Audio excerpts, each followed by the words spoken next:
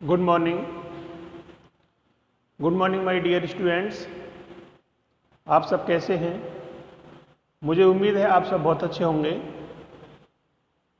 ये जो लॉकडाउन है 3.0 मीन्स तीसरा लॉकडाउन शुरू हो गया है 4 तारीख से, और ये 19 तारीख तक जाएगा। आपकी पढ़ाई बहुत अच्छी नहीं चल रही होगी, क्योंकि ऑनलाइन क्लास में बहुतों को समझ में आता है, बहुतों को समझ में नहीं आता है। बहुतों के पास ये स्मार्टफोन नहीं होंगे जिसकी वजह से वो क्लास नहीं ले पा रहे होंगे। बहुत सारे स्टूडेंट ऐसे होंगे जिनके पेरेंट्स के पास स्मार्टफोन होता है, लेकिन वो किसी न किसी वर्क में बिजी रहते हैं और शाम तक वो नहीं आ पाते हैं, और जब तक आते हैं तब तक आप सो जाते हैं। तो इसलिए आप ऑनलाइन क्लास नहीं ले पा रहे होंगे। आज मैं जो ऑनलाइन क्लास देने जा रहा हूँ, ये क्लास फर्स्ट से ही स्टार्ट हो जाती है, और ये मोस्टली उन स्टूडेंट्स के लिए है जो जिनका ड्रीम सैनिक स्कूल, मिलिट्री स्कूल, राष्ट्रीय मिलिट्री कॉलेज या किसी बड़े कॉम्पिटिटिव एग्ज़ाम्स को ब्रेक करना है, या एक बहुत मेधावी टैलेंटेड स्टूडेंट बनना है आपको। मतलब एक एलिजिबल स्टूडेंट बनना है, एक वेरी इंटेलिजेंट स्मार्ट स्टूडेंट बनना है। ये जो क्लास है मैं उनके लिए लेके जा रहा हूँ। किसी फिलोसफर ने कहा है जिसकी ड्रीम खत्म हो गई उसके लाइफ भी खत्म हो गई। अगर आपके पास ड्रीम है, अगर आपके पास कुछ सपने हैं, आपके पास कुछ ऐसा करने के लिए है कि आप कुछ अपनी आइडेंटिटी से जीना चाहते हो, यानी लोग आपको आपकी आइडेंटिटी से पहचाने, ये उनके लिए है।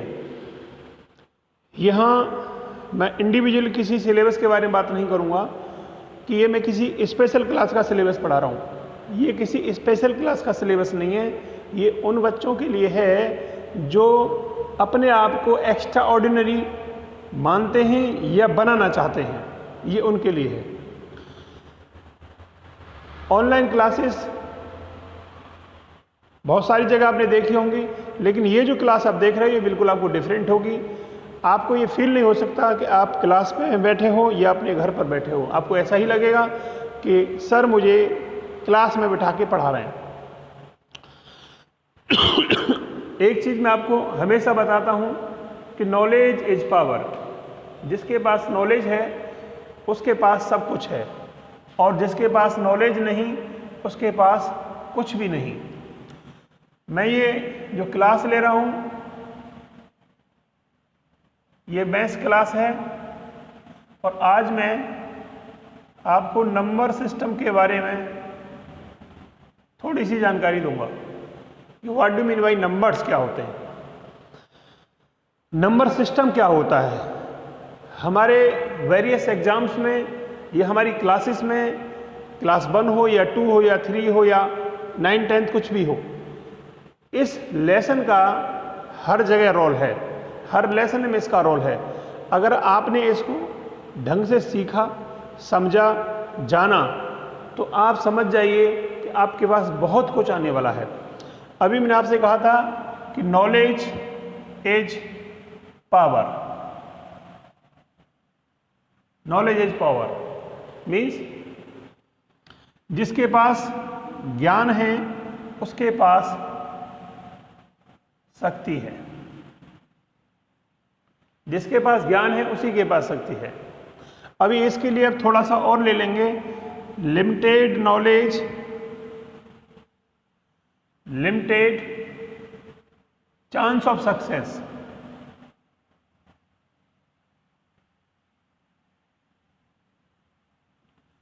और लिमिटेड मनी।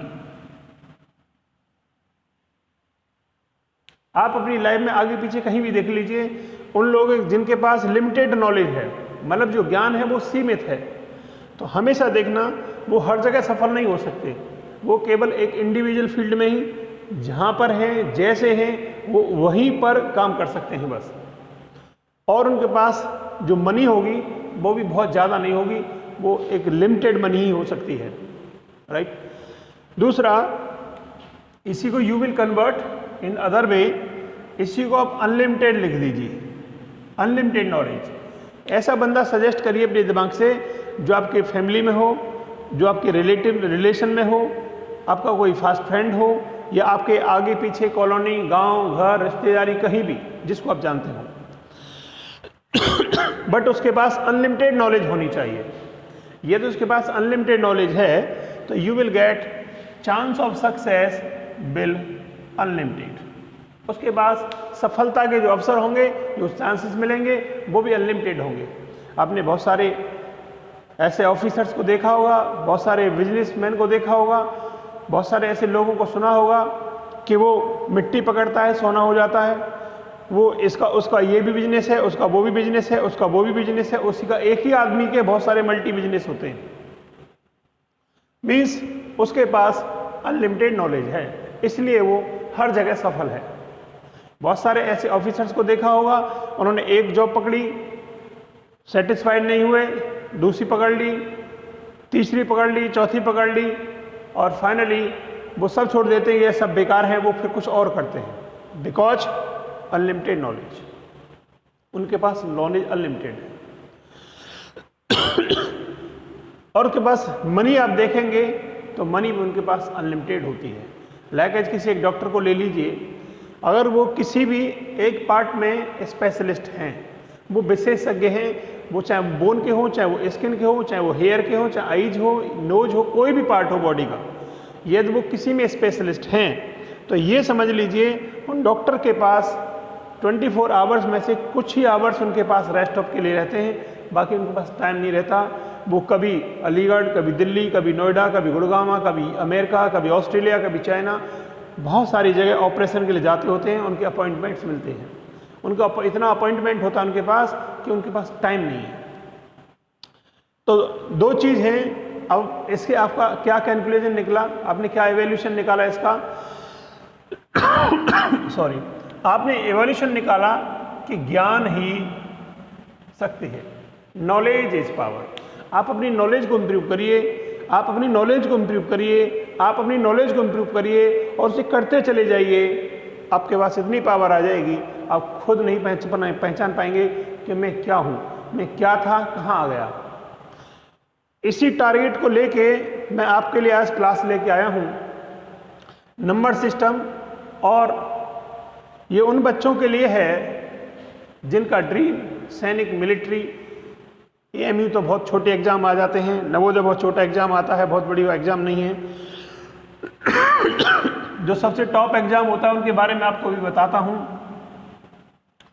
सबसे पहला जो होता है RIMC, इसका फुल फॉर्म है राष्ट्रीय इंडियन मिलिट्री कॉलेज। ये पूरे भारत में सिंगल स्कूल है, केवल एक ही स्कूल है। इसका जो एग्जाम लेता है, वो जो क्लास होती है इसकी, वो कौन सी क्लास के लिए एडमिशन होता है, ये 8th क्लास के लिए एडमिशन होता है। ओनली बॉयज को ये एडमिशन देते हैं, नो गर्ल्स। सेकेंडली, इसका जो सिलेबस होता है वो math plus English plus GK, ये 3 सब्जेक्ट इसके अंदर होते हैं। ओके, यहां से आप अगर इसमें एडमिशन लेते हैं तो आप यहां से क्या बन सकते हैं। इस एग्जाम को मिनी IAS के नाम से जाना जाता है।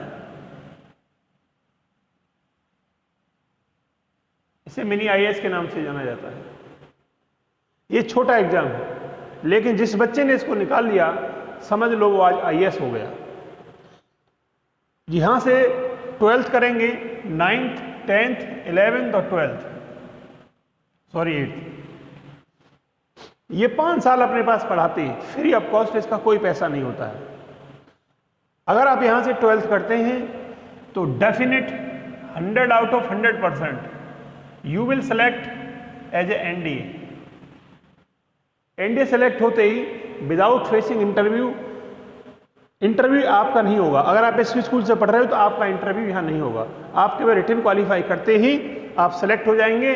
और मिनिमम आपको जो पोस्ट मिलेगी इसको सॉल्व करते ही, तो मिनिमम लेफ्टिनेंट,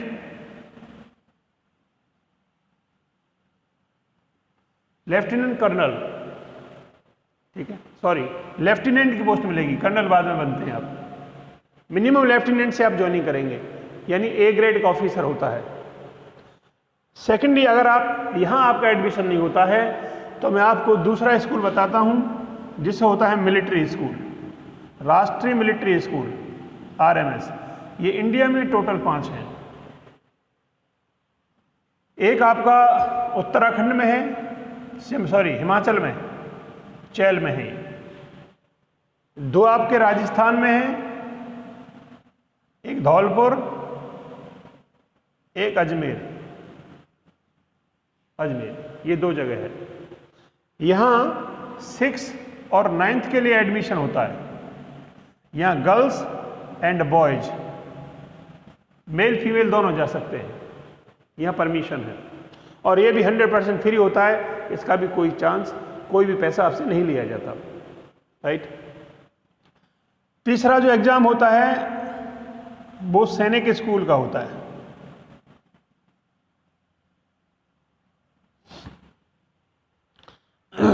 ये इंडिया में 27 है, अभी एक और यूपी में बनने वाला है। अभी तक यूपी में कोई स्कूल नहीं था, इस साल से यूपी में एक स्कूल चालू हो गया है, झांसी में। ये झांसी में चालू हो गया है। यहां ये पेड स्कूल होता है, यहां पेमेंट करनी पड़ती है।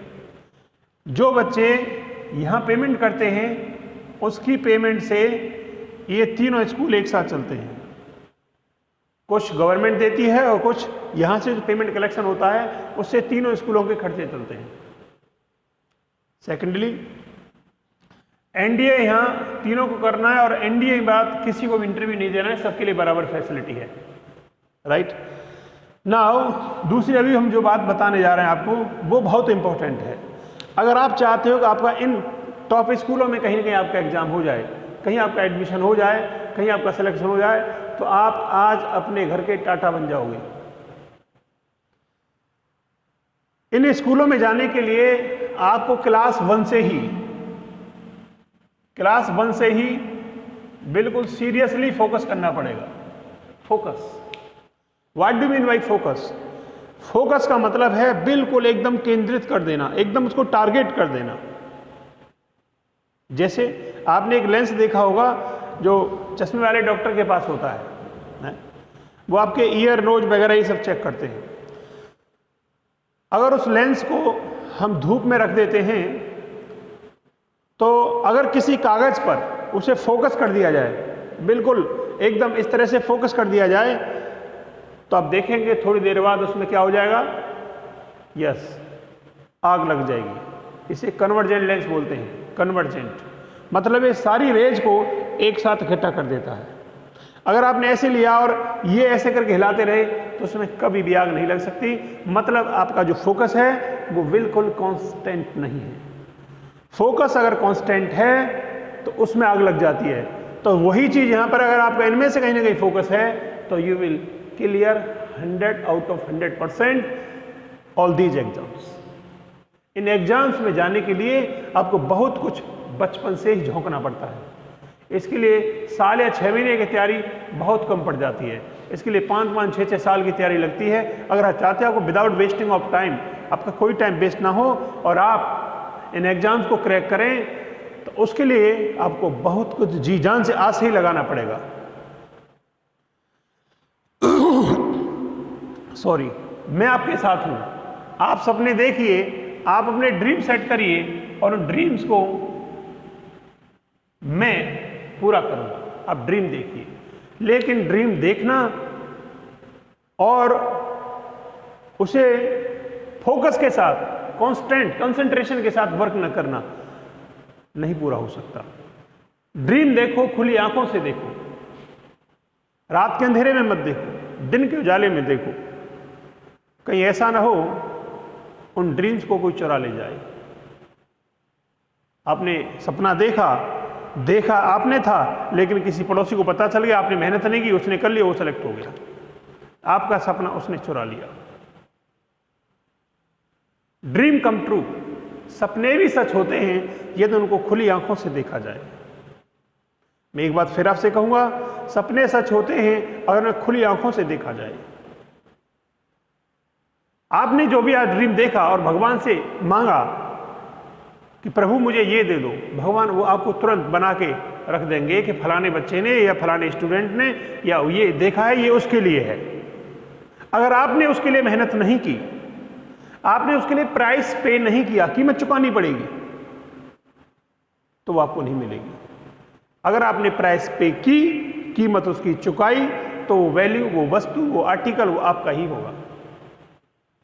जब हम दुनिया छोड़ के जाते हैं, तो हम जब ऊपर जाते हैं तो भगवान के पास देखते हैं कि वहाँ BMW, Audi, Mercedes, luxury house, खाने के लिए बहुत बहुत अच्छे आइटम्स, वो सब कुछ था। जो हमने सपना देखा था वो सब कुछ वहाँ रखा था। हमने भगवान से कहा कि भगवान, प्रभु, गॉड, मैंने कहा था आपसे मेरे को एरोप्लेन चाहिए। बोला हाँ तूने कहा था, तो मैंने तेरे लिए एरोप्लेन नहीं रखा बना हुआ, तो आपने मुझे दिया क्यों नहीं? बेटा मैंने आपको इसलिए नहीं दिया कि आपने उसके लिए प्राइस पे नहीं दिया, आपने उसके लिए कीमत नहीं चुकाई। और जब तक भाई कीमत नहीं चुकाएंगे मेरे लविंग स्टूडेंट्स, आपको वो चीज़ नहीं मिल सकती। You will price the pay like as life is a cafeteria. जीवन हमारा एक रेस्टोरेंट की तरह है। अब ऐसा नहीं आप रेस्टोरेंट में गए, खाना खाया और विदाउट पेमेंट के आप आ गए, पॉसिबल है? नहीं। मोस्ट ऑफ जो लग्जरियस होटल्स होते हैं, रेस्टोरेंट होते हैं, वहाँ प्राइस पहले पे करना पड़ता है।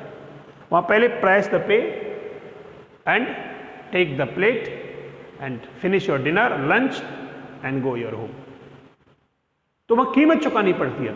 Without pay the price you will not get anythings. आप कुछ भी प्राप्त नहीं कर सकते इस जीवन में। आप एक भी व्यक्ति मेरे को देख लीजिए, पूरी दुनिया में दिखा दीजिए, जो आज आपकी निगाह में महान है, जो सक्सेसफुल है, और वो बिना पेमेंट चुकाए, बिना प्राइस पे किए चला गया ऊपर।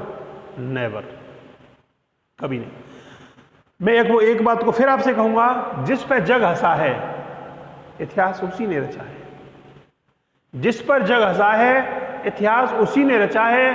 अगर आप चाहते हो कि जिस दिन लोग आप पर हंसना शुरू कर दें, लोग आपको पागल कहना शुरू कर दें, लोग आपको क्रेजी कहना शुरू कर दें, समझ लीजिए यू विल गेट सक्सेस। आप बिल्कुल सक्सेस होने वाले हैं।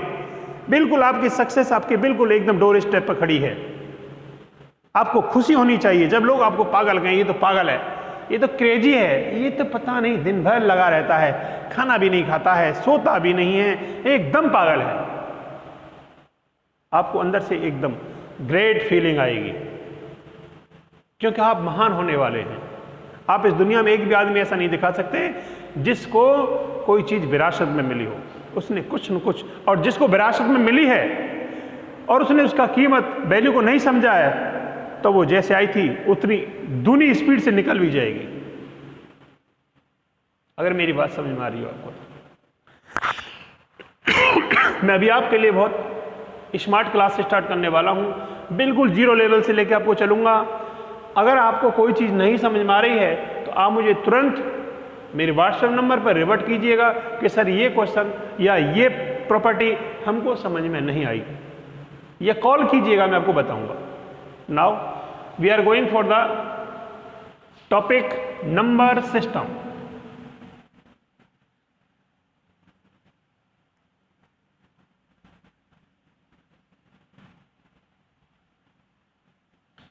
अब ये नंबर सिस्टम क्या है, इसे आपको थोड़ा जानना है। सबसे पहले हम नंबर्स को जानते हैं। तो numbers 1 2 3 4 5 dot dot dot dot, ये सारे नंबर्स हैं।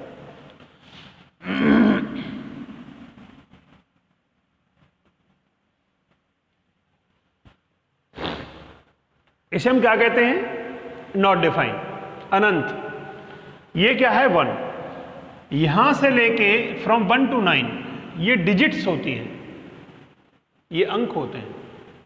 ये एक अंक के नंबर हैं, 1 डिजिट नंबर हैं। तो 1 डिजिट नंबर कितने हुए? 1 2 3 4 5 6 7 8 9 9 आपके 1 डिजिट नंबर हुए। और 2 डिजिट नंबर स्टार्ट कहां से होता है? 2 डिजिट नंबर स्टार्ट फ्रॉम 10 और ये कहां तक जाएगा? 99 तक जाएगा। उसके बाद क्या आ जाएगा? यहाँ 100। ये क्या हो गया? 3 डिजिट नंबर हो गया, ये 2 डिजिट नंबर हो गया, और ये सारे 1 डिजिट नंबर है। ये जो सिंबल है जो मैं लगाता हूं, ये नॉट डिफाइन मतलब है अनंत, जिसको हम अनकाउंटेबल, काउंट नहीं कर सकते। अगर आपसे पूछता है what is the smallest 1 digit number, तो 1। ग्रेटेस्ट 1 डिजिट नंबर, सबसे बड़ा, एक अंक का सबसे छोटा नंबर 1, एक अंक का सबसे बड़ा नंबर 9। अब आता है 2 डिजिट, तो 2 डिजिट कहां से स्टार्ट हो रहा है? 10 से। तो स्मॉलेस्ट 2 डिजिट नंबर, 2 अंक का सबसे छोटा नंबर कौन सा है? And greatest 2 digit number 99। फिर 3 डिजिट। तो मेरी बात समझ गए होंगे। अगर आपसे पूछता हूं कि सबसे बड़ा अंक कौन सा है, आप काउंट नहीं कर सकते। दुनिया में ऐसा कोई बड़ा अंक ही नहीं है जो सबसे बड़ा हो, अभी तक पॉसिबल नहीं है। नाउ अगर इसमें हम देखते हैं कि जो 2 से कौन कौन से डिवाइड हो सकते हैं, 2 से कौन कौन से डिवाइड हो सकते हैं, उन्हें देखते हैं। 2 1 जा 2, ये नहीं हो रहा, ये नहीं हो रहा। 2 2 जा 4, 2 3 जा 6, 2 4 जा 8, 2 5 जा 10। आपने क्या देखा? मतलब जो 2 से डिवाइड होते हैं, divide by 2 is called even number, is called. अभी आपने लॉकडाउन में देखा होगा, हम लोग डिस्ट्रिक्ट अलीगढ़ में हैं और यहां पर इवन और ऑड व्हीकल्स का, चाहे वो बाइक हो, चाहे वो कार हो, चाहे वो कोई भी ट्रांसपोर्ट हो। अभी हमारी सिटी में, अलीगढ़ में जाने के लिए आपको इवन और ऑड के हिसाब से आपको बाइक लेके जानी पड़ेगी, अपना व्हीकल लेके जाना पड़ेगा। मतलब अब आपको जाना अलीगढ़ है, आज मान लीजिए जो आज मैं पढ़ा रहा हूं वो डेट है आई थिंक 6 मई 2020, तो आज 6 तारीख है। आप इसको 2 से डिवाइड करें, 2 3 जा, मतलब ये डिवाइड हो रहा है। तो आज जो गाड़ी अलीगढ़ जा सकती है वो इवन नंबर की जा सकती है। इवन समझ में आ गया? और ऑड है, जो इनको छोड़ दिया जाए वो सब ऑड है, 1 3 5 7 9। दूसरी भाषा में कहें, जिन गाड़ियों के पीछे एक अंक लास्ट में 0 हो या 2 हो या 4 हो या 6 हो या 8 हो, ये गाड़ी अलीगढ़ में प्रवेश कर सकती है, एंट्री ले सकती है। मतलब ये इवन नंबर है। आज डेट इवन है तो इवन डेट की गाड़ी जाएंगी।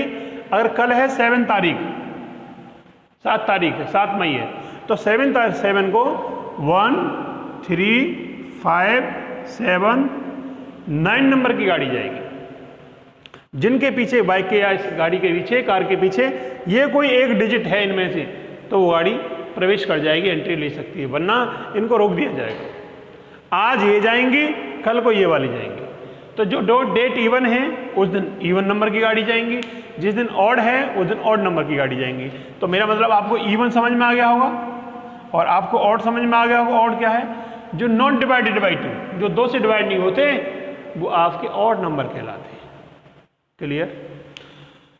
नाउ इसके अलावा होल नंबर, परफेक्ट नंबर, को प्राइम नंबर, बहुत सारे नंबर्स हैं। अभी मैं उनके बारे में आपको नहीं बता रहा हूं। तो मैं आपको मेन कोर्स पे लेके चलता हूं, जहां से मुझे आपको कुछ सिखाना है।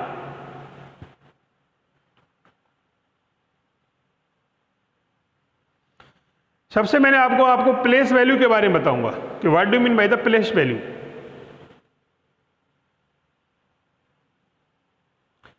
प्लेस वैल्यू क्या होती है, हम इसके बारे में भी आपको जानकारी लेंगे। आपने पहले पढ़ रखा है इसको, अगर कहीं पढ़ा है तो आप अपने में रिपीट करते रहिएगा, अपने माइंड में से रोटेट करते रहिएगा और जो मैं बोल रहा हूं उसे समझते रहिएगा। अभी मैंने क्वेश्चन लिखा है 8 9 6 7 4 3 और इसमें ये जो अंडरलाइन डिजिट है ये है 6। इसका आपको एक तो प्लेस वैल्यू और उसके बाद इसका फेस वैल्यू, ये दो चीज को डिसाइड करना है।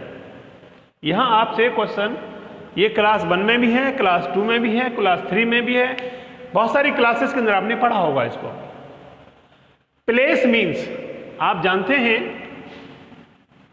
Once, tense, 100, 1000, 10,000, lakh. इकाई, दहाई, सैकड़ा, हजार, 10,000 और लाख। ये प्लेस है, ये स्थान है। तो हमें देखना है प्लेस एंड वैल्यू। तो ये 6 कौन से नंबर पर आ रहा है? इकाई, दहाई, सैकड़ा, हजार, वंस, टेंस, 100 और ये 1000। तो 6 एंड 1000 सामने हाउ मेनी जीरो? 6 जीरो। ये उसका रहा place value. Is it clear? Place से मतलब वो कौन से नंबर पे आ रहा है, कौन से स्थान पर आ रहा है, वो इसे स्थानीय मान कहते हैं। हिंदी में क्या बोलते हैं इसको हम? इसे हिंदी में हम स्थानीय मान कहते हैं। क्या कहते हैं? स्थानीय मान कहते हैं। अब आता फेस, इसे हम हिंदी में जातीय मान कहते हैं।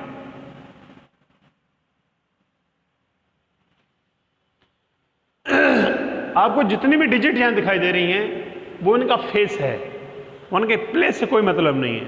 और फेस में जो है, जो दिख रहा है, जो डिजिट है, वो स्वयं ही उसकी फेस वैल्यू होती है। अब 6 का मैं फेस वैल्यू जानना है तो 6 का फेस वैल्यू 6 ही हुआ। अब क्वेश्चन कहां से कैसे बन सकता है? यहां से क्वेश्चन आपसे पूछेगा कि देयर डिफरेंस, उनका अंतर बताओ। तो यू विल डिवाइड, सब्ट्रैक्ट 5990, ये डिफरेंस आया। अगर आपसे कहता है इसका सम बताओ तो आपको दोनों को ऐड करना पड़ेगा। तो 6006 प्लस कर लेंगे। आपसे बोलता है इनका मल्टीप्लीकेशन क्या होगा? मल्टीप्लीकेशन मतलब इसका गुणनफल क्या होगा? तो you will multiply both of them.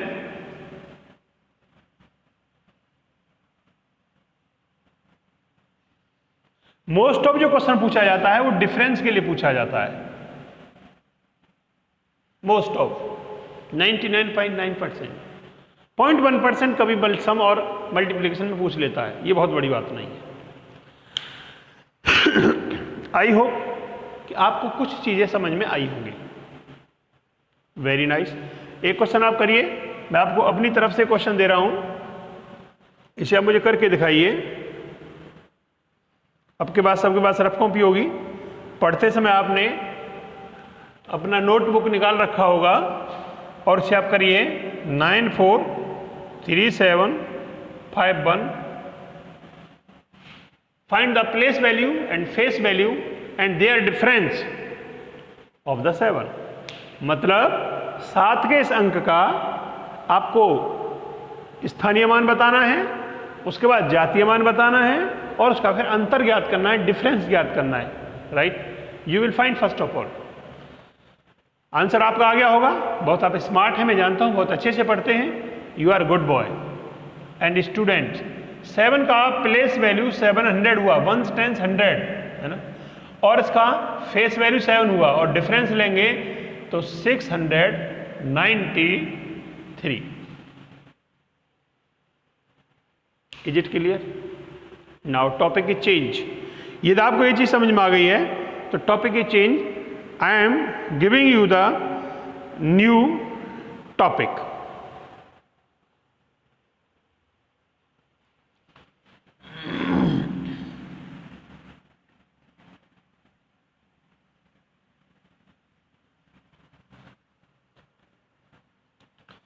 Topic 2,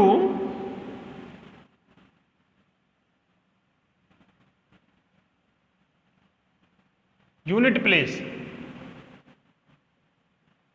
find करना है। अब यूनिट प्लेस से मतलब क्या है आपका? यूनिट प्लेस से मतलब है इकाई का अंक ज्ञात करना।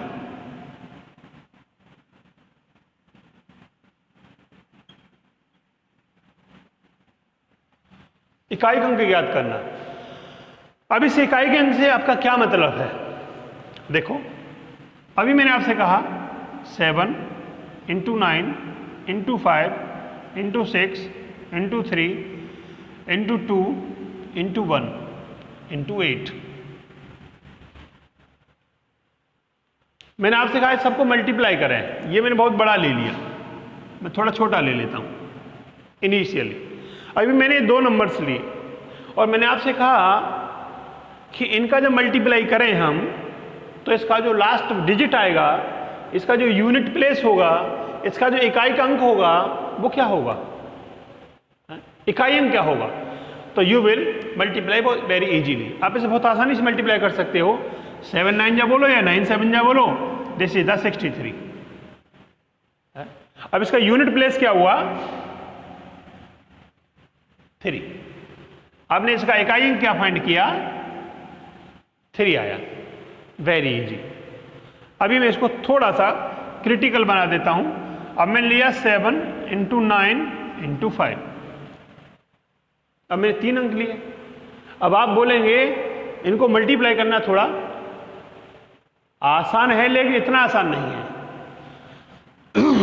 आप पहले इनका मल्टीप्लाई करें, 7 9 जा 63, फिर आप इसका 5 से मल्टीप्लाई करेंगे, 5 3 जा 15 और 5 6 जा 30 एंड 31। आप ऐसा कुछ करेंगे। हाँ, मैं भी पहले ऐसे ही करता था, अब थोड़ा सा मैं चेंज करता हूं according to my name and according to the experience. क्योंकि कंपटीशन में जब एग्जाम में आप बैठेंगे तो उसमें मेन डिफरेंस होता क्या है, वो टाइम तो बहुत कम होता है, नंबर ऑफ क्वेश्चंस बहुत ज्यादा होते हैं। 2 घंटे का टाइम, 100 क्वेश्चन, 200 क्वेश्चन। अभी आप जो एग्जाम देते हो उसमें 10-15 क्वेश्चन होते हैं और टाइम 3 आवर्स का होता है। ये एकेडमिक क्लासेस हैं और जब आप किसी एग्जाम में बैठते हैं तो आपको अपने माइंड को उसी के अकॉर्डिंग बनाना पड़ेगा। आपको स्पीड निकालनी पड़ेगी। If you have the speed plus accuracy will get success. यदि आपके पास स्पीड है और एक्यूरेसी है तो ही आप सफल हो सकते हैं। मतलब आपके पास गति है, काम करने का बहुत तेजी से काम करते हैं, बहुत फास्ट काम करते हैं और हैविंग नो मिस्टेक्स। एक्यूरेसी मतलब उसमें कोई भी आप मिस्टेक नहीं करते, जो एक बार में करते हैं वो राइट ही बैठता है, तो आपको सक्सेस होने से कोई नहीं रोक सकता। बहुत सारे स्टूडेंट क्या होते हैं, स्पीड तो अच्छी होती है लेकिन वो गलती कर जाते हैं, नेवर सक्सेस। बहुतों के पास गलती नहीं करते हैं लेकिन स्पीड नहीं है, तो भी आप सफल नहीं हो सकते। एक बच्चा है वो 1 घंटे में 2-3 क्वेश्चन को ही कर सकता है लेकिन गलत नहीं करेगा, सही करेगा। यदि आपने क्वेश्चन को 5 मिनट में या 10 मिनट में किया और आंसर तो आपने उसका राइट किया, तो आपने कोई तीर नहीं मार लिया, वो ना करने के ही बराबर है। आप जिस टारगेट को लेके चल रहे थे, जिस लिए आप एग्जाम दे रहे थे, जिसके लिए आपने प्रिपरेशन की थी, आपने आंसर तो लाए लेकिन आप टाइम पर नहीं ला पाए, आप जान करके भी फेल हो गए। तो वही मैं आपसे कहने वाला हूं, स्पीड प्लस एक्यूरेसी। अब आपने इसको पहले मल्टीप्लाई किया तो ये थोड़ा इजी था, अब आप 3 नंबर्स को लिया तो ये थोड़ा टिपिकल हो गया। पहले इसको मल्टीप्लाई किया फिर इसको मल्टीप्लाई किया, अब तीनों एक साथ तो कर नहीं सकते ना। अब इसमें आंसर कैसे लेंगे, चलिए इसका यूनिट प्लेस 5 आ गया, मैंने मान लिया आपकी बात। अभी मैं इसका और ले लेता हूं। अब मैंने लिया 6 × 8 × 3 × 2 × 1। अब मैंने ये क्वेश्चन ले लिया। अब मैं इसका प्रोडक्ट का आपको यूनिट प्लेस फाइंड करने के लिए कह रहा हूं। मैं कह रहा हूं इसका यूनिट प्लेस फाइंड कीजिए, तो आप सबको मल्टीप्लाई करेंगे। अब मल्टीप्लाई सबको करेंगे तो टाइम कितना लेने वाले हो आप, 5 मिनट या कम या ज्यादा, डजंट मैटर। मैटर ये करता है आपने क्वेश्चन को सॉल्व करने में कितना टाइम लिया। तो आपने देखा क्या मैं ऐसे मल्टीप्लाई करूं। अब इसके लिए आपको मैं कुछ शॉर्ट मेथड्स बताता हूं कि आपको पूरा मल्टीप्लाई करने की जरूरत नहीं है, आपको पूरा सॉल्व नहीं करना, आपको बिल्कुल ध्यान से देखना है जो मैं आपको बताने वाला हूं। 7 9 जा हाउ मच, 63।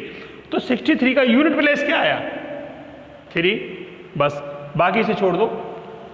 इसका 3 ले लिया, 3 5 जा 15 आया। 15 का यूनिट प्लेस क्या होता है, इकाई क्या होता है, 5। फिर 5 का 6 से मल्टीप्लाई करो, 5 6 या 30, क्या आ गया 0, 0 का 8 से मल्टीप्लाई करेंगे 0, अब जिससे भी मल्टीप्लाई करेंगे सब 0 हो जाएगा भाई। 0 का 8 से 0, फिर 0 का 3 से 0, 0 का 2 से मल्टीप्लाई 0, 0 का 1 से मल्टीप्लाई, 0 से किसी भी नंबर को मल्टीप्लाई करते हैं तो वो 0 ही हो जाता है। तो इसका यूनिट प्लेस क्या आया, यूनिट प्लेस आपका 0 है। चलिए अभी तो 1 डिजिट था, मैंने आपको थोड़ा सा बड़ा ले लिया, 69 72 84 96 98। अब मैंने डबल डिजिट के नंबर से ले लिए। अब आप इनको आसानी से मल्टीप्लाई कर लेंगे क्या? नहीं। If you can not multiply then how will you find the unit place of the product of these numbers? नहीं समझ में आया? हम इन सारी संख्याओं के नंबर्स के मल्टीप्लाई का जो लास्ट में आंसर आएगा उसका यूनिट प्लेस क्या होगा, हमें ये फाइंड करना है। तो आपको कुछ नहीं करना, मैंने अभी वही कहा आपसे, इसका यूनिट प्लेस पकड़ो 9, 9 2 जा 18 का 8 आ गया। अब इस थोड़ा और तरीके से भी ले सकते हो आप। अब 8 का इस 4 से मल्टीप्लाई कर दो, 8 4 जा 32 का 2 आ गया, 2 6 जा 12 का 2 आ गया, 2 8 जा 16 का 6 आ गया। तो आपका फाइनल आंसर क्या आया? तो यूनिट प्लेस क्या है आपका? ये आसान भी है और ये कठिन भी है। दुनिया में कोई भी वर्क ना आसान होता है न कठिन होता है, कोई भी सब्जेक्ट ना आसान होती है ना कठिन होती है। हम उसे आसान या कठिन बना देते हैं। ये हमारी खुद की हैबिट पे डिपेंड करता है कि वो आसान है या कठिन है, हार्ड है या इजी है। उसके लिए मैं आपको छोटा सा एग्जांपल लेके चलता हूं। आप सब लोग साइकिल चलाते हैं? बिल्कुल चलाते होंगे। आपके लिए साइकिल चलाना आसान है या कठिन है? अब आप सोच रहे होंगे यार मेरे को तो साइकिल आती है। Very nice. जिसको साइकिल आती है उसके लिए कठिन है, आसान है, और जिसको साइकिल नहीं आती है उसके लिए, उसे पूछ के देखो, उसे साइकिल पे बिठा के देखो। दिसंबर के महीने में जब बहुत ज़्यादा कड़ाके की सर्दी पड़ती है, उस सर्दी में उसे बिठा दो साइकिल पर, पूरा बॉडी पसीना पसीना हो जाएगा। उसके लिए कितना कठिन है। आपको जानते हो मेरी वाइफ कभी साइकिल से नहीं गिरी। बताओ, मेरी वाइफ कभी साइकिल से नहीं गिरी। जानते क्यों? उन्होंने कभी चला ही नहीं। चलाती तो गिरती जरूर, ये हो नहीं सकता कि वो ना गिरे। तो कोई भी वर्क ना आसान होता है ना कठिन। बहुत सारे लोग एरोप्लेन उड़ा रहे हैं, हम उड़ा रहे हैं क्या? नहीं ना। अब हमारे लिए अगर मुझसे बात करो तो मेरे लिए एरोप्लेन चलाना आसान है या कठिन है? मेरे को आता ही नहीं है, तो मेरे लिए वो कठिन है। और जो उड़ा रहे हैं उन्हें पूछो भाई एरोप्लेन उड़ाना आसान है कठिन है? हार्ड है या इजी है? बहुत इजी है, कुछ नहीं है बस। वो कठिन कैसे हुआ, इजी कैसे हुआ? ये ना तो इजी था ना ही हार्ड था। ये हमारी अपनी सोच पे डिपेंड करता है कि हमने उसको कौन सी प्रायोरिटी में रखा है। फर्स्ट प्रायोरिटी आपका हार्ड है या इजी है? अब आप लोग बहुत सारे मैथ्स पढ़ते होंगे, तो जो मुझे अभी देख पा रहे हैं, जो या देखेंगे, बहुत सारे पेरेंट्स देख रहे होंगे मुझे, और आपको लग रहा होगा कि मैथ इजी है। तो मैथ इजी है, मैथ हार्ड भी है। आपने मैथ को या किसी भी सब्जेक्ट को हार्ड या इजी बनाया है। आपकी ये सोच पे डिपेंड करता है कि आपने उसे हार्ड मान लिया। मैथ हार्ड है, मैथ हार्ड है, मैथ हार्ड है, मैथ हार्ड है, मैथ हार्ड है, मैथ हार्ड है, मैथ हार्ड है, और मैथ हार्ड होता ही चला गया और हो गया हार्ड। आपको देखते ही पसीना आ जाते हैं, ओहो ये सब्जेक्ट कहां से आ गया, ये किसने बनाया था, ये तो बहुत दिमाग खराब करता है। ये सुनो, बहुतों को हिंदी बहुत आसान लगती होगी, है? तो हिंदी आसान नहीं थी। जिसको हिंदी नहीं आती है उसे पूछ के देखो हिंदी आसान है या कठिन है? हिंदी आसान भी है और हिंदी कठिन भी है। तो भाई मेरे student, my loving dear parents and loving students, no one subject is hard, no one subject is easy. You will decide first of all the hard or easy. You will say easy, easy, easy, easy, easy, easy, easy. Subject will become the easy. And you will say hard, hard, hard, hard, hard and hard. Subject will hard. तो कोई भी वस्तु, कोई भी subject, कोई भी work न hard होता है न इजी होता है। उसे हार्ड या इजी हम अपनी हैबिट के अकॉर्डिंग बनाते हैं। कोई भी वर्क आप 21 डेज कीजिए, वो आपकी हैबिट बन जाएगा। मैं लिख के दे सकता हूं। आप दूध पीते हैं, नो प्रॉब्लम, आप 21 डेज दूध लगातार पीजिए, 22वें दिन आपको दूध की याद आएगी, वो आपकी हैबिट बन चुका है। आप दारू नहीं पीते हैं, आप ड्रिंक नहीं करते हैं, आप 21 डेज लगातार ड्रिंक कीजिए, 22 वाले डेज में आपको वो हैबिट बन जाएगी, बिना ड्रिंक के आप रह नहीं सकते। ऐसे ही हमें अपने ऊपर डिसाइड करना है कि हमें सब्जेक्ट को हार्ड बनाना है या इजी बनाना है। Every subject is hard and every subject easy. ये आपको माइंड सेट करना है। ये माइंड सेट का खेल है सारा। आप जो चाहते हो वो सब कुछ होगा, सब कुछ होगा, हो रहा है, हो रहा है। लेकिन अभी आप देखो पानी पर एक पत्ता लो, छोड़ दो, एक चोबा, कील, कुछ भी लो, पेन पानी में छोड़ दो, क्या होगा? क्या होगा?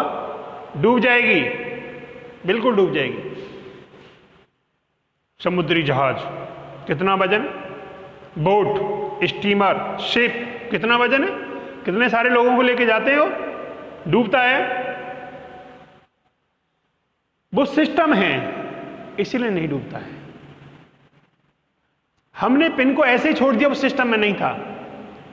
एक कड़वा सच है, आप पानी लीजिए बोतल में और पानी को आप ऐसे गिराइए तो नीचे जाएगा या ऊपर जाएगा? ग्रेविटी का रूल कहता है कि earth gravitational, due to the force of the gravitation every object is centralize to the earth. Earth की तरफ भगती है वो, क्योंकि वह अर्थ का ग्रेविटेशन फोर्स बहुत ज्यादा होता है, इसलिए अपनी तरफ खींच लेती है ना। अभी आप जहां भी रह रहे हो, आपके घर के 2 मंजिला 3 मंजिला के ऊपर एक टंकी रखी हुई है, समर चलाते हो, पानी ऊपर जाता है, नीचे क्यों नहीं जा रहा? नीचे इसलिए नहीं जा रहा कि वो सिस्टम है, आपने उसे बिना सिस्टम के डाला था। तो जहां सिस्टम है वह सक्सेस है। तो ये सिस्टम है, आप अपने सिस्टम को अच्छा बनाइए। जब आपका सिस्टम अच्छा हो जाएगा, सब कुछ अच्छा हो जाएगा। हम बच्चों पर थोपे नहीं। बच्चे अपने आप में साइंटिस्ट पैदा होता है। Every child is a scientist. जब भी जन्म लेता है वो साइंटिस्ट ही होता है। वो हजारों क्वेश्चन करता है, लेकिन हम उसके बहुत सारे क्वेश्चंस को अवॉइड कर देते हैं, छोड़ देते हैं, उसे डांट देते हैं, फटकार देते हैं, है ना, क्योंकि हमें नहीं आता ना। जब हमें नहीं आता उसे डांट देंगे हम लोग। हम बच्चे को बाई फोर्स नहीं करा सकते। आपको डिफरेंट रूल्स फॉलो करने पड़ेंगे, सोचना पड़ेगा। आपकी क्लास के अंदर बहुत सारे स्टूडेंट हो सकते हैं, वो सबके सब बराबर नहीं हो सकते, सब एक जैसी सोच वाले नहीं हो सकते। First school of the baby is the home. उसका अपना घर होता है। मैंने अभी भी पहले भी कहा था, वीडियो में एक बार कहा था आपसे क्लास में, कि कोई भी बच्चा स्कूल जाता है तो अपने घर को साथ लेके जाता है। कोई भी टीचर, कोई भी प्रिंसिपल, कोई भी ऑफिसर बच्चे के घर नहीं आता। बच्चा अपना घर अपने साथ लेके जाता है। वो घर पे जैसा होगा वहां जाके वैसा ही बिहेव करेगा, वैसा ही सब कुछ मानेगा जैसा वो है। तो पहला स्कूल हमारा अपना घर होता है। बच्चे को इंटरेस्ट के साथ पढ़ाइए, बच्चे के साथ टाइम स्पेंड कीजिए, बच्चे की फीलिंग को समझिए, वो क्या चाह रहा है। बहुत सारे स्टूडेंट हैं जिनको हिंदी इंग्लिश लिखने पढ़ना नहीं आता। तो इसकी प्रॉब्लम कहाँ है? इसकी प्रॉब्लम है कि जहां भी आपने जैसे भी बच्चों को पढ़ाया है, जिस भी कंडीशन में पढ़ाया है, उस वक्त उस स्कूल में प्री स्कूल नहीं था। And pre school is play the best important role to develop the brain of the baby. बच्चे के ब्रेन को डेवलप करने के लिए हमें प्री स्कूल की एक्टिविटीज को फॉलो करना होता है और वो उसके ब्रेन को बढ़ाते हैं। हम लोग बहुत सारे सोच पेरेंट्स की ये है कि अरे अभी छोटा सा बच्चा है, 2.5 साल 3 साल का है, क्या पढ़ाएंगे, अभी क्या पढ़ेगा जाके। भाई साहब 2.5 साल 3 साल के बच्चे घर में इतने क्वेश्चन करते हैं, आप उनके हम जवाब नहीं देते हैं। वो बहुत सारी चीज़ें सोचते हैं, लेकिन घर पर आप स्कूल नहीं बना सकते। इतनी एक्टिविटी होती है, वो पीएचडी नहीं कर रहा है, लेकिन अपनी ब्रेन को डेवलप कर रहा है। वहाँ उसकी एक्टिविटी ऐसी होती है कि हाँ उसको डेवलप किया जाता है, और वही चीज़ें आगे चल के रोल प्ले करती हैं। फोनिक्स वर्ड, मैं बहुत सारे स्टूडेंट को जानता हूँ, बहुत सारे स्कूल्स में पढ़ रहे हैं इस क्षेत्र के, लेकिन उनको हिंदी इंग्लिश पढ़ना नहीं आता, लिखना तक नहीं आता है। कोई छोटे मोटे एजेएमआर बाजवर्ड के वर्ड हैं तो पढ़ लेते हैं, लेकिन जैसे ही कुछ वर्ड आ गया थोड़ा टिपिकल, तो उसका फोनिक्स नहीं उखाड़ पाते हैं। मतलब अगर आपका बच्चा इंग्लिश नहीं पढ़ रहा है तो आप उसकी हिंदी की किताब लीजिए, और हिंदी की बुक जो भी लिख रहा है, कोई कहानी है, कोई गिलहरी की है, तोता की है, किसी की भी है, उस स्टोरी को, हिंदी को उसे इंग्लिश में लिखने के लिए कहिए, रोमन इंग्लिश में लिखने के लिए कहिए। जैसे आप लिखते हो व्हाट्सएप वाली लैंग्वेज, अकबर, अकबर, जैसे आपने लिखा अकबर, ठीक है, तो अकबर, क, तो आ से का बना ए, क ब अ, अब अ की मात्रा कैसे लगेगी, एक अ और एक आ, र। पॉइंट टू बी थिंकिंग, सोचने वाला है, सोचना पड़ेगा। तो फोनिक्स को आप ऐसे सही करिएगा। बच्चा आपका सेकंड क्लास में है, फर्स्ट क्लास में है, थर्ड क्लास में है, आप इंग्लिश बेस्ट करना चाहते हो, तो उसके लिए आप सबसे पहले पढ़ना उसको आना चाहिए। जब पढ़ेगा तभी उसका मीनिंग समझेगा, और जब पढ़ ही नहीं पा रहा है तो मीनिंग कहां से समझेगा। अभी मैं आपको बेसिक चीज लेके चल रहा हूं। नाउ मैं टॉपिक से हट के आपको कुछ बहुत सारी चीजें बता दी।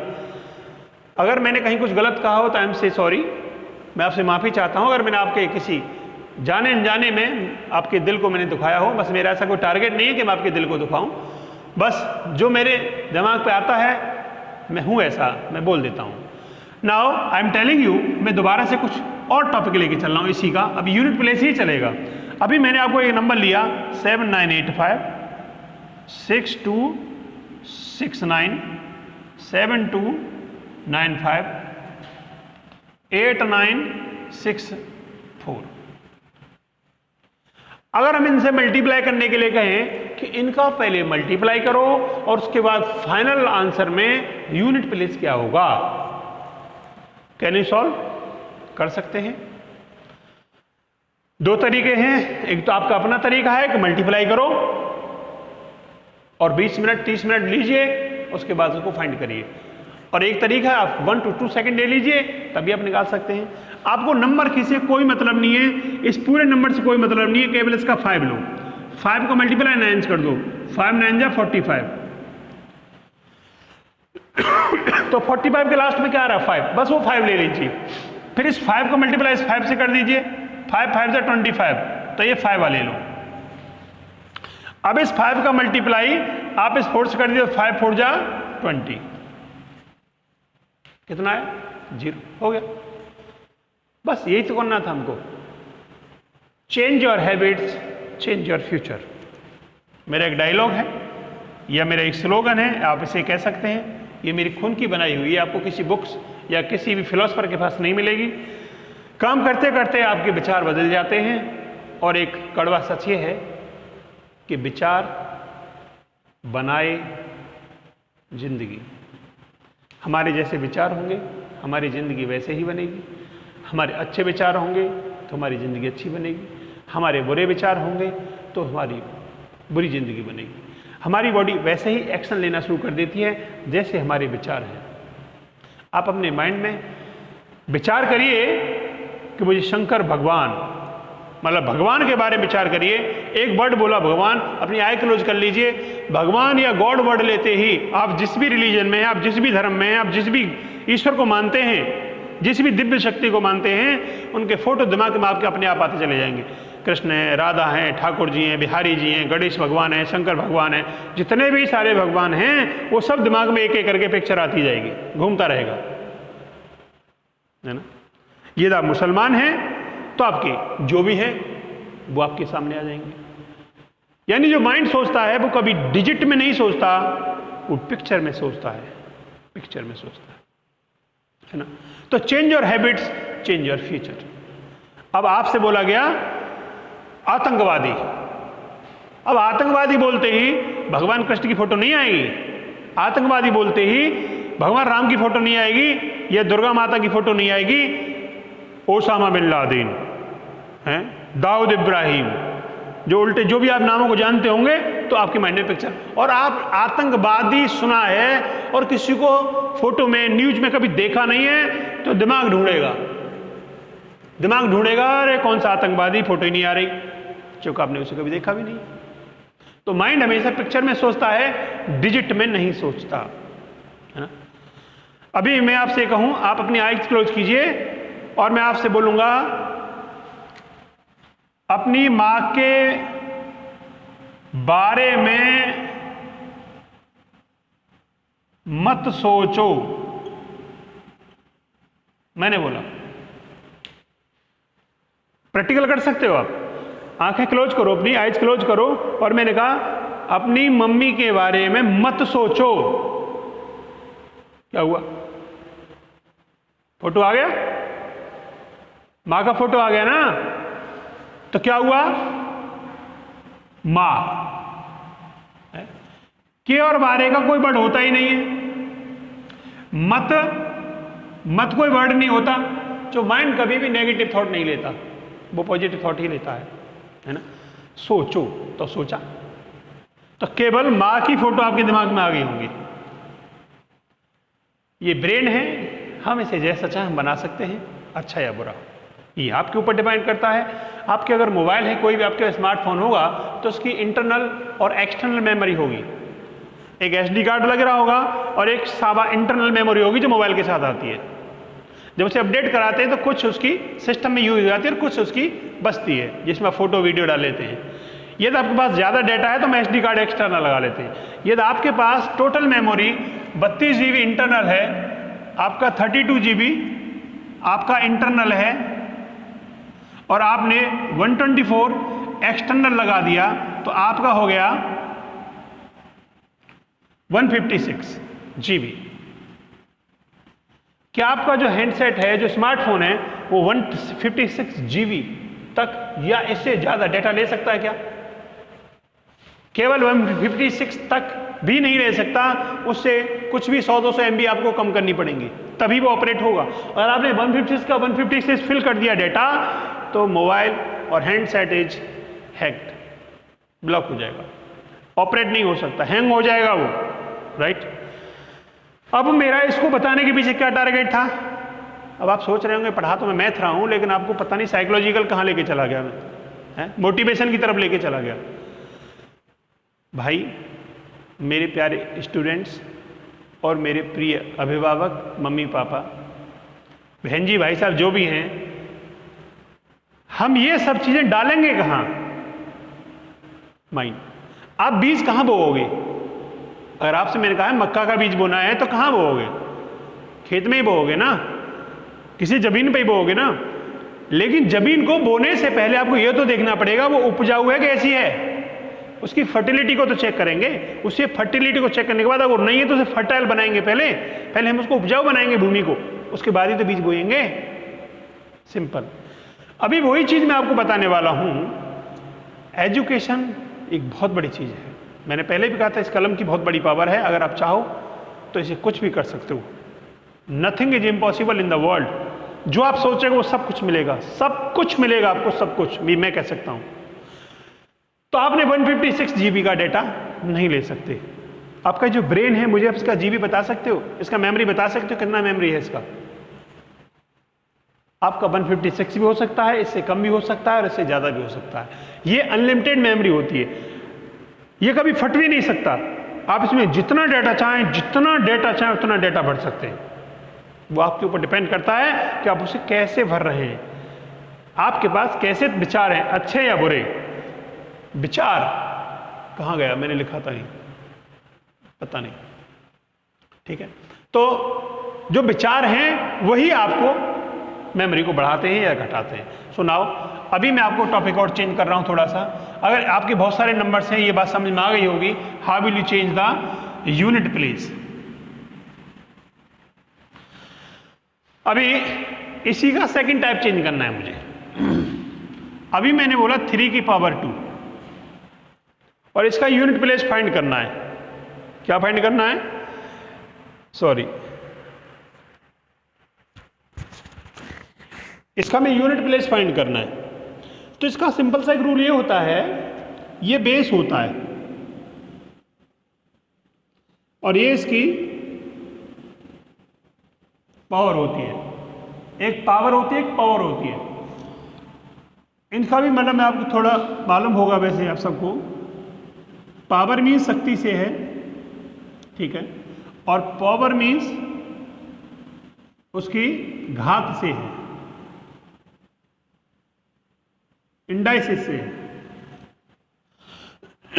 तो ये इसका पावर है। तो इसका मतलब है ये बेस के ऊपर जितना पावर होता है उसे हम उतना ही मल्टीप्लाई में ऑपरेट कर देते हैं। अगर ये 2r है, 2 टाइम है, इसका 2 पावर है तो हमने 2 टाइम ऑपरेट किया। अगर मेरे पास 3 की पावर 3 है तो इसे मैं 3 मल्टीप्लाई 3, क्योंकि 3 था, बेस को 3 बार लिखूंगा मल्टीप्लाई में। अगर मेरे पास 3 की पावर 5 है तो इसे 3 इंटू 3 इंटू 3 इंटू 3 इंटू 3 ऐसे लिखूंगा। अगर मेरे पास 3 की पावर 10 है तो 3 into 3 into 3 into 3 into 3 into 3 और 3 इंटू 3 इंटू 3 और 3, 1 2 3 4 5 6 7 8 9 10, ये लिखना पड़ेगा। अब आपसे पूछा जाए कि 3⁻², 3 की पावर 2, इसका यूनिट प्लेस क्या होगा? तो आपने कहेगा 3 3 जा 9। प्रोडक्ट भी इसका 1 डिजिट का है तो 9 ही हुआ। अब 3 है तो कैसे करेंगे? 3 3 या 9 तो इसका हो गया, और 9 3 या 27 इसका हो गया, 27 का 7 आ गया। अगर 3 की पावर 5 है तो 3 3 या 9 का 9 आ गया, 9 3 या 27 का 7 आ गया, 7 3 या 21 का 1 आ गया, और 1 3 या 3 का, तो फाइनल आंसर क्या आया? 3। इसका इकाई अंक क्या आया? 3 की पावर 2 5 का इकाई अंक यानी यूनिट प्लेस आपका 3 आया। अगर 3 की पावर 10 है तो इसका कैसे आएगा? अब कितनी बार मल्टीप्लाई करेंगे? 3 3 या 9, 9 3 या 27 का 7, 7 3 या 21 का 1, और 1 3 जी का 3, और 3 3 जाएगा फिर 9, और फिर 9 3 जाएगा 27, और 7 3 जाएगा 21, और 1 3 जी का 3, और 3 3 जा फिर 9।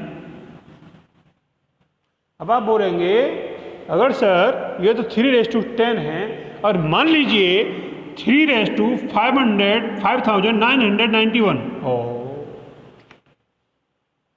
3 is the base, power is the 5991, और इसका आपको यूनिट प्लेस फाइंड करना है। कैसे? तो आप 5991 बार इसे लिखेंगे, फिर उनको आपको मल्टीप्लाई करेंगे। टाइम कितना लेंगे भैया? कितना टाइम लेने वाले हो आप? पता नहीं, हो सकता है उस दिन 2 घंटे में एक सवाल होने वाला है, हो भी सकता है हो जाए या ना हो जाए। अब आपके माइंड में कुछ तो होगा कि जब समस्या है तो समाधान भी होगा, और क्वेश्चन है तो सॉल्यूशन भी होगा। अगर इसका इतना ही हार्ड हो रहा होता, एग्जामिनर आपसे मल्टीप्लाई पूछ रहा होता कि आपको मल्टीप्लाई करना आता है या नहीं आता, तो वो आपको कोई मल्टीप्लाई नहीं करवा लेता, आपसे इतनी बड़ी पावर क्यों रखता, इतना बड़ा आपके सामने प्रॉब्लम क्यों खड़ी करता? नहीं ना। तो इसके पीछे भी एक वजह है, इसे मैं आपको थोड़ा सा भी क्लियर कर देता हूं। यदि 3 पावर 4 से जो नीचे है, 4 है या 4 से नीचे है, तो आपको क्या करना है? ठीक है, जैसे 5 था, आप इस 5 को 4 से डिवाइड करेंगे। 4 1 जा 4, क्या बच गया? बच गया। भागफल क्या है ऐसे नहीं पूछ रहा, डिवाइड करने के बाद क्या बचा? 1 बचा। तो 3⁻1, और 3⁻1 को क्या लिखेंगे? आप 3 लिखेंगे, आंसर आ गया। 3 5 का 3 आंसर आ गया। अब ये 3⁻10, 3⁻10 आप 10 को 4 से डिवाइड कर दो, 4 2 जा 8, कितना बच गया? अब 3 की पावर 2 होगा तो आंसर क्या आएगा? 3 की पावर 2 होने पर आंसर क्या आया था? अब देखेंगे 5991, 5991, तो you will divide 5991 divided by 4 से डिवाइड करो। 4 1 जा 4, 1 बचा, 19 हो गई। 4 4 जा 16, 3 बचा, 39 हो गया। 4 9 जा 36, 3 बचा, 31 हो गया। 4 7 जा 28, कितना बच गया? 31 में से 28 गया तो कितना बच गया? 3 बच गया। हमें इससे कोई मतलब नहीं है, हमें केवल रिमाइंडर से मतलब होता है। अब एक था 3 और 3 रेस टू क्या बच गया? 3। अब 3 रेस टू 3 का मतलब क्या आ गया? 7 भाई। 3 रेस टू 3 जो रिमाइंडर बचता है उसे बाद में सॉल्व करते हैं हम। और 3 रेस टू 3 का मतलब हो गया 7। तो इसका यूनिट प्लेस कितना आ गया? 7 आ गया। समझ में आ रहा है कुछ? मैं आपको कुछ समझाने की कोशिश कर रहा हूं, ये आपको कुछ समझ में आ रहा हो। पढ़ाने के लिए भी मेरे पास केवल अभी मैंने एक ही टॉपिक लिया है, जिसे अभी आपके लिए मैं सॉल्व कर रहा हूं। अभी मेरे पास इसी लेसन के लिए पढ़ाने के लिए पूरा वीक, अगर मैं एक लेक्चर रोज ऐसे आपको 1 घंटे का पढ़ाता रहूँ और 7 दिन लगातार पढ़ाऊँ, तब जाके इसमें से आप नॉलेज ले पाएंगे। वैसे आज आपको कैसा लगा? अच्छा लगा या बहुत अच्छा लगा? आप मुझे व्हाट्सएप पर रिवर्ट करके बताइएगा। आज मैं आपको यहीं तक 2 ही टॉपिक क्लियर कर रहा हूँ। मेरी क्लास आपको कैसी लगी? यदि आपको अच्छी लगी है तो उसे शेयर, लाइक और उसके पीछे एक बटन होता है, आप जैसे अब YouTube पे जाएंगे तो वहाँ पर बटन होता है, उसको आप इस तरह से ज़रूर दबाइएगा। जैसे मान लीजिए अभी आपको मैं YouTube खोल के दिखाता हूँ।